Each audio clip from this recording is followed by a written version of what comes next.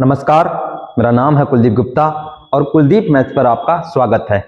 उम्मीद करता हूं आप सब लोग खुश होंगे, मस्त होंगे और अपनी लाइफ को एंजॉय कर रहे होंगे। साथ ही साथ जो आपका सबसे महत्वपूर्ण कार्य है अध्ययन करना, उसे भी विधिवत तौर से कर रहे होंगे, क्योंकि कोई भी कार्य जब विधिवत तौर से करोगे तो ही उसमें सफलता मिलेगी। चाहे बिजनेस का काम हो, चाहे पढ़ाई लिखाई का कार्य हो, चाहे सिंगिंग का काम हो, चाहे एक्टिंग का काम हो, कोई भी काम हो, उसमें रेगुलरिटी बहुत जरूरी है। हम में से अधिकतर लोग सफल इसीलिए नहीं हो पाते क्योंकि हम आप लोग रेगुलर नहीं रह पाते। बहुत सारे लोग हैं, मतलब जो टैलेंट उनके अंदर बहुत है, बहुत टैलेंट है, बट वो रेगुलर रह ही नहीं पाते हैं। 2 दिन काम करते हैं, 4 दिन नहीं करते हैं, फिर 4 दिन काम किया, फिर आगे 5 दिन की छुट्टी मार दी, इसलिए सफल नहीं हो पाते। और दूसरी तरफ मैं कई लोगों को जानता हूं जिनके अंदर कोई टैलेंट वैलेंट नहीं है, लेकिन कंसिस्टेंसी के दम पे, मेहनत के दम पे उन्होंने बहुत ऊंचे मुकाम को छुआ। ऐसे बहुत सारे लोग हैं। जैसे अगर उनकी बात करें, जो सिंगर हैं बॉलीवुड के, बहुत ही फेमस, अभी नाम नहीं उनके याद आ रहा है, बहुत ही फेमस सिंगर हैं, फिलहाल भी नाम नहीं याद आ रहा है, ठीक है, आएगा तो मैं बताऊंगा उसके बारे में। तो उन्होंने क्या किया, पहले वो जो है वो निकाल दिए गए थे। जब वो रियलिटी शो में गए तो उनको फेल कर दिया गया, ठीक है। अरिजीत सिंह की बात कर रहा हूँ, अरिजीत सिंह की। तो अरिजीत सिंह जब शुरुआत में वहां पे गए ऑडियंस देने रियलिटी शो में, तो वहां पे उनको फ्लॉप कर दिया गया कि आपकी आवाज ठीक नहीं है, अगली बार आना। आपने देखी भी होगी वो क्लिप। फिर अरिजीत सिंह ने बहुत मेहनत की। अरिजीत सिंह जी ने खुद ही बताया कि उन्होंने अपनी आवाज को तोड़ा है। अभी आवाज को तोड़ना ये क्या होता है? आवाज को तोड़ने का मतलब होता है कि अपने गले पे मेहनत करना, हार्ड वर्क करना, ठीक है। जैसे लोग मसल्स बनाते हैं ना, बॉडी मसल्स बनाते हैं, तो लोग क्या करते हैं, मेहनत करते हैं कि नहीं करते हैं? डंबल उठाते हैं, पुशअप मारते हैं, जो भी अलग अलग प्रकार की एक्सरसाइज होती हैं, करते हैं कि नहीं करते हैं? तो उसी प्रकार गले को तोड़ने का मतलब होता है कि अपने प्रैक्टिस कर करके अपनी आवाज को एक नेक्स्ट लेवल पे लेकर के जाना। ये होता है गले को तोड़ने का मतलब। गले को तोड़ने का ये मतलब नहीं कि लाठी डंडे से पत्थर से तोड़ा, नहीं। गले के तोड़ने का मतलब है कि इतनी मेहनत की, इतनी प्रैक्टिस की अपने गले पे कि अपनी आवाज को नेक्स्ट लेवल पे लेकर के गई। और हम आप आज सब जानते हैं अरिजीत सिंह नंबर 1 सिंगर है अपने बॉलीवुड में, नंबर 1 सिंगर आज के दौर में, सब कोई जानता है उनको। और कहां, एक बार रियलिटी शो में उनको निकाल दिया गया था, फ्लॉप कर दिया गया था। बाद में इतनी प्रैक्टिस की, इतनी मेहनत की कि आज उनकी आवाज अलग लेवल पे है। वो कोई उनकी नेचुरल आवाज नहीं है जो आज उनकी है, वो कोई गॉड गिफ्टेड आवाज नहीं है उनकी। वो आवाज उन्होंने खुद तोड़ के बनाई है, गले पे मेहनत करके बनाई है, प्रैक्टिस से बनाई। ये बात उन्होंने खुद कही है एक इंटरव्यू में।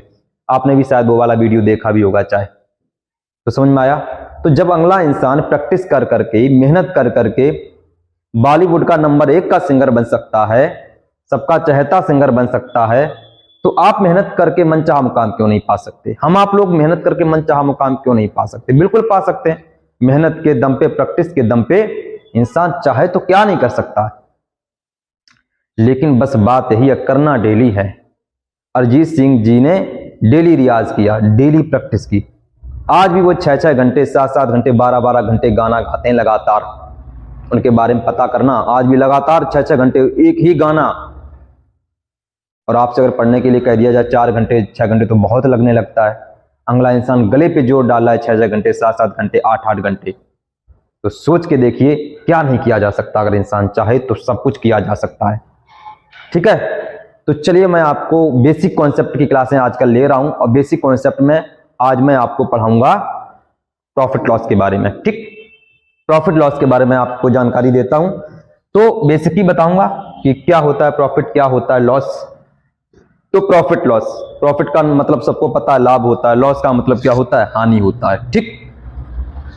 तो खरीदारी बेचने से संबंधित ये टॉपिक है प्रॉफिट लॉस का, क्लियर। चलिए, इसमें एक शब्द होता है सीपी, इसको यहां ना लिखूं, थोड़ा सा नीचे लिखें।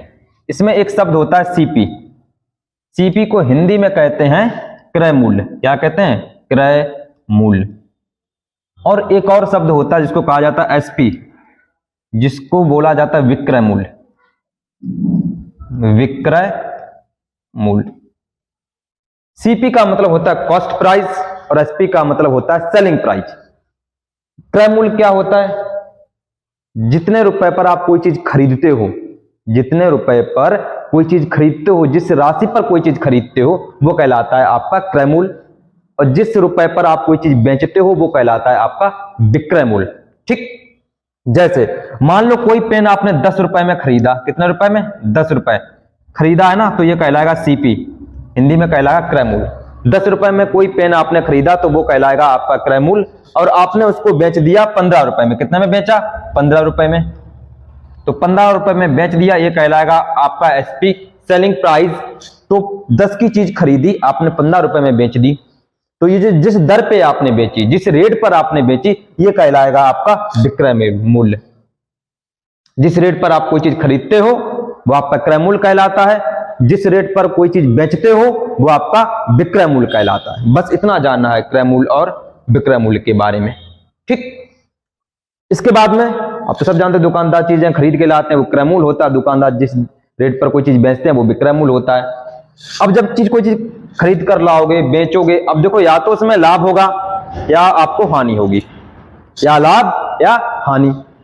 तो कई बार लाभ हो जाता है, कई बार हानि भी हो जाती है। हानि तब हो जाती है मजबूरी में, जब कोई चीज इंसान बेचना चाहता है। अभी मान लो सर्दियों का सीजन है, कपड़े के जो दुकानदार उन्हें जैकेट खरीद करके लाए होंगे, स्वेटर खरीद के लाए होंगे, जो भी मतलब सर्दियों के कपड़े वो खरीद के लाए होंगे।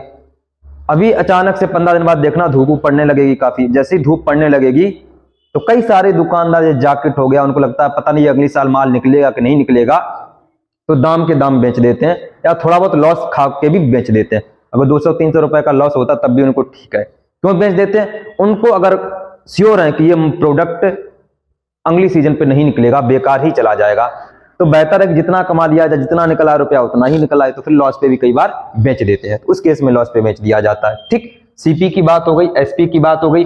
अब बात होगी प्रॉफिट की। प्रॉफिट का मतलब क्या होता है? लाभ। हम सब जानते हैं प्रॉफिट का मतलब होता है लाभ, कोई बहुत बड़ी चीज नहीं है।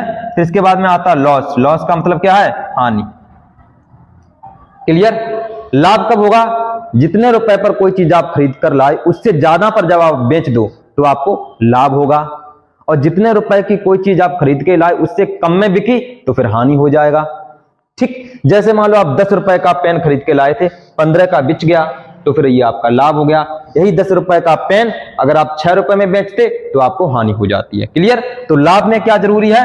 प्रॉफिट के मामले में ये जरूरी है कि आपका एसपी हमेशा बड़ा होना चाहिए। किससे? सीपी से। आपका एसपी हमेशा आपका सीपी से बड़ा होना चाहिए, ये कंपलसरी शर्त है प्रॉफिट के मामले में। ध्यान से देख लो कॉन्सेप्ट, इसलिए सिखा रहा हूं कि कॉन्सेप्ट से ही पूरी मैथ चलती है, और अगर कॉन्सेप्ट नहीं है, स्टेप रट रट के तो मैथ ना सीख पाओगे। और पहली बात, रटना कोई पढ़ाई करना होता ही नहीं है। वो बचपन से हमारा स्कूली सिस्टम ऐसा है कि रटा रटा के दिमाग में ये भर दिया है कि पढ़ना ही, वो रटना ही पढ़ना होता है, रटना पढ़ना नहीं होता है, समझ के पढ़ना होता है। पढ़ने का असली मतलब है समझ के पढ़ना, रटने को पढ़ना नहीं कहा जाता है। रट तो कोई भी लेगा, रटना कोई पढ़ना नहीं होता है। और जिसने जिसने रटा वो एक सप्ताह से ज्यादा उसके दिमाग में रुका नहीं, भूल ही गया वो। समझ में आया? तो मैथ पूरी समझ के पढ़नी होती है, रीजनिंग भी समझ के पढ़नी होती है। ऐसा कोई सब्जेक्ट नहीं जिसको समझ के ना पढ़ा जाए। जीएससी क्यों ना हो, कुछ फैक्ट के अलावा, जैसे ताजमहल कहाँ है, लाल किला कहाँ, या कुछ फैक्चुअल चीजें, उनको छोड़ करके हर चीज जीएस में समझी जा सकती है, हर चीज। तो ऐसा कोई सब्जेक्ट है ही नहीं जिसको समझ के ना पढ़ा जा सके। कोई अध्यापक ही ना पढ़ाना जानता हो तो अलग बात है, वरना हर चीज समझ के पढ़ी जाती है। जो समझ के पढ़ी जाती है वही दिमाग में टिकती है, और जो समझ के पढ़ते हैं वही आगे चल के कुछ कमाल का कर भी पाते हैं। हम ये भी आपको बता दें, जैसे आईएएस का एग्जाम है, अब ये कोई सोचे कि आईएएस का एग्जाम वो रट के निकाल लेगा तो कभी नहीं निकाल पाएगा। पीसीएस का एग्जाम रट के निकाल लेगा, कभी नहीं निकाल पाएगा। एसएससी का एग्जाम सोचे मैथ को रट के निकाल लेगा, कभी नहीं निकाल पाएगा। जीएस चलो चाहे पढ़ के निकाल भी ले, चलो ठीक है, फैक्ट पूछे जाते हैं। सोचे मैथ और रीजनिंग वो रट के निकाल लेगा, वो भी एसएससी का, कभी नहीं निकाल पाएगा। यहां तक कि यूपी पुलिस का एग्जाम आप रट के नहीं निकाल पाओगे अगर मैथ के स्टेप रटते हो तो। समझना ही पड़ेगा, और जब समझना ही पड़ेगा तो समझ लो एक बार कॉन्सेप्ट बढ़िया से। बार बार रोने से बढ़िया कि एक बार रो लो, नहीं तो आज इस टीचर से पढ़ोगे, कल उस टीचर से, परसों उस टीचर से, और यही करते रहोगे और कुछ होने वाला नहीं है। और जितना ज्यादा टीचर बदलोगे उतना ही माइंड में होगा कंफ्यूजन, क्योंकि हर टीचर का तरीका बिल्कुल अलग है अपने आप से। एक टीचर का तरीका अलग है तो दूसरे टीचर का तरीका अलग है। तीसरे टीचर का तरीका अलग है। जितना ज्यादा टीचर एक्सचेंज करोगे उतना ही आपके माइंड में कंफ्यूजन होगा। टीचर सारे अच्छे हैं, सबका अपना अपना तरीका है पढ़ाने का, अपना अपना अंदाज है। आपके दिमाग में जो अंदाज बैठ जाए, और जब 4 अलग अलग टीचर से सेम सब्जेक्ट पढ़ोगे तो कंफ्यूजन तो होना ही होना है। इसलिए टीचर सिलेक्ट करने से पहले खूब जांच पड़ताल कर लें और जिस टीचर को आपने चुन लिया उसी के साथ एंगेज रहें जब तक कि आपका एग्जाम क्रैक ना हो जाए, ये ध्यान रखिएगा। चलिए, प्रॉफिट के मामले में मैंने बताया एसपी आपका सीपी से बड़ा होता है। लॉस के मामले में सीधी सी बात है, जो आपका एसपी है वो सीपी से छोटा हो जाएगा तो आपको लॉस हो जाएगा। जैसे कोई दूसरी चीज हम ले लेते हैं, मान लो सीपी है, कोई चीज खरीदी, ठीक, जैसे मान लो इरेजर खरीदी, कोई इरेजर खरीदी और इरेजर की कीमत है मान लो उदाहरण के लिए 12 रुपए, वैसे होती नहीं बस ऐसे मान लिया, ठीक है 12 रुपए, वैसे तो इरेजर आ जाती 5 रुपए में 2 रुपए में, हमें भी पता है, मान लिया कि चलो 12 रुपए होती है। और ये बिक पाई मात्र कितने रुपए में? बिक पाई मात्र 8 ही रुपए में। धोखे से बेच दिया, दुकानदार का लड़का चला रहा था, उसे रेट नहीं पता था, उसने बेच दी, दुकानदार ने बाद में जाना अरे तुमने तो 8 रुपए में बेच दी, लॉस हो गया बेटा 4 रुपए का, ठीक है। तो अब इस मामले में क्या देखने को मिल रहा है कि जो आपका एसपी है, इस मामले में एसपी आपका सीपी से छोटा है, तो अब इसको क्या हो गया? लॉस हो गया, लॉस हो गया, ठीक। अब ये चीजें मैं जो करा रहा हूं इनको बस समझना है, समझा करो, रटाटा मत करो बिल्कुल। ये तो डे टू डे की जीवन की चीजें हैं, दुकानदार यही करता है, प्रॉफिट या लॉस यहीं पे चलता है उसकी पूरी दुकानदारी, प्रॉफिट लॉस पे ही चलती है दुकानदारी, है ना। ये तो सामान्य सी चीजें हैं।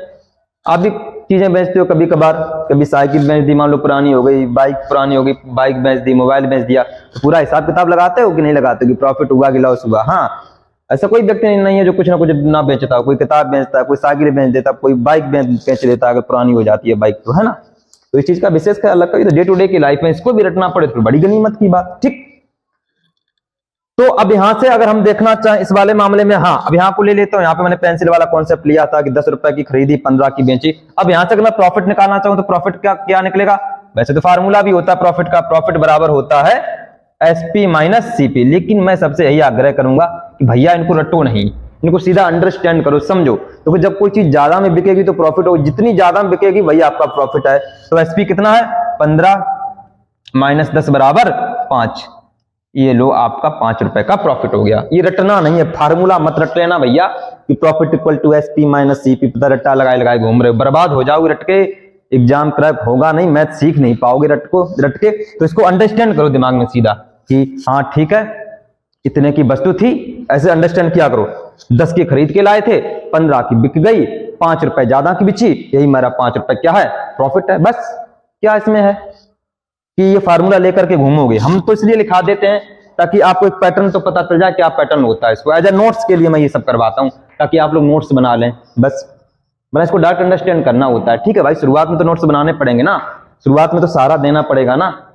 छोटे बच्चों को लिखवाते हैं छोटा बड़ा, तो डॉट डॉट डॉट ऐसे कर देते हैं कि नहीं कर देते हैं? छोटे बच्चों के लिए ऐसे करके बेटा ऐसे लिखो, ऐसे ऐसे कर देते हैं, फिर ऐसे ऐसे ऐसे ऐसे ऐसे ऐसे ऐसे, ताकि फिर वो उस पर पेंसिल फेरता रहता है ऐसे करके, ऐसे, ठीक। तो मैं डॉट डॉट कर रहा हूँ एक तरीके से, ये छोटा बड़ा में जो डॉट डॉट करते हो उसी तरीके से ये एक तरीके से डॉट डॉट है, ताकि आप इस पे पेंसिल चला सकें अच्छे से, पेन चला सकें अच्छे से, ठीक है। हाँ, इसको एज अ फार्मूला मत समझिएगा, इसको अंडरस्टैंड करो डायरेक्ट, ठीक।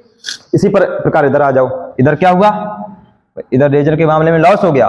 अब लॉस में क्या होता है? लॉस में सीपी बड़ा रहता है, तो सीपी माइनस एसपी, यहाँ पर एसपी माइनस सीपी था, यहाँ पर सीपी माइनस एसपी हो गया है, ठीक है।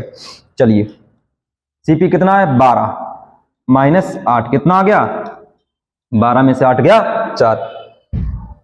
4 रुपए का लॉस हो गया, ठीक है। ये कहानी है प्रॉफिट और लॉस की, बड़े ही ध्यान से देख लो, आराम से। प्रॉफिट मैंने समझाया आपको, लॉस मैंने समझाया, इसको बड़े ध्यान से देख लीजिएगा आप। रटना नहीं है भैया, बिल्कुल नहीं रटना, कुछ नहीं रटना, डायरेक्ट अंडरस्टैंड करो, डायरेक्ट इसको समझने की कोशिश करो, डायरेक्ट इसको जानो, ठीक है। हाँ, अभी इतना ही समझो, बाकी की चीजें हम आपको नेक्स्ट पार्ट में समझाएंगे। तो थोड़ा थोड़ा समझते चलो, क्योंकि वीडियो लंबा हो जाएगा, फिर तो आप बोर हो जाओगे, मन नहीं करेगा देखने का वीडियो, है ना।